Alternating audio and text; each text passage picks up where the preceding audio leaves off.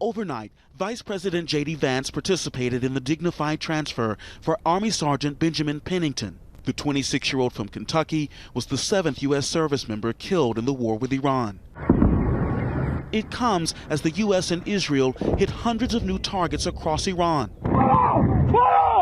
Dramatic video circulating online shows people racing to escape as missiles hit this military base outside Tehran. U.S. Central Command releasing new video of the strikes on missile launchers. It says the U.S. has now hit more than 5,000 targets and 50 Iranian vessels. But some key targets have been left standing for now. We've left some of the most important targets for later: electricity production and many other things. Iran overnight refuting claims that its supply of missiles and missile launchers is dwindling.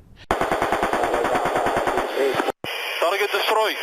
Iran continues to strike around the Persian Gulf. This video shows the United Arab Emirates shooting at Iranian drones. Qatar also intercepting new missile attacks. Strikes in Bahrain have killed at least one person. And now a new potential threat from Iran. U.S. officials say they've intercepted encrypted communications believed to have originated in Iran, which may serve as, quote, an operational trigger for sleeper assets outside the country. Law enforcement expressing concern that sleeper cells deployed in the West could be used for retaliation.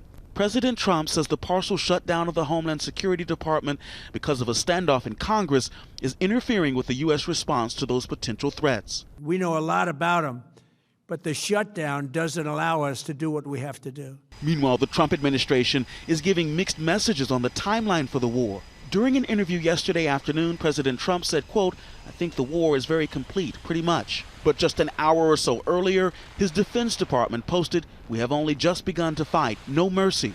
Later in the day, Trump saying this. I think you'll see it's going to be a short-term excursion.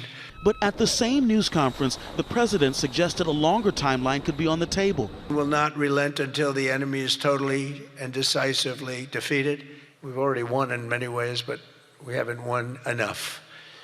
We go forward more determined than ever. Trump also said he's now considering taking over the Strait of Hormuz, the shipping lane virtually closed by Iran, through which 20% of the world's oil supply travels. Trump last night warning, quote, "If Iran does anything that stops the flow of oil within the Strait of Hormuz, they will be hit by the United States of America 20 times harder than they have been hit thus far."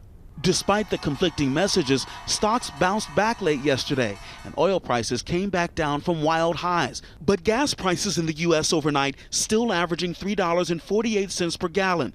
That's 50 cents higher than a week ago. We're putting an end to all of this threat once and for all, and the result will be lower oil prices, oil and gas prices for American families.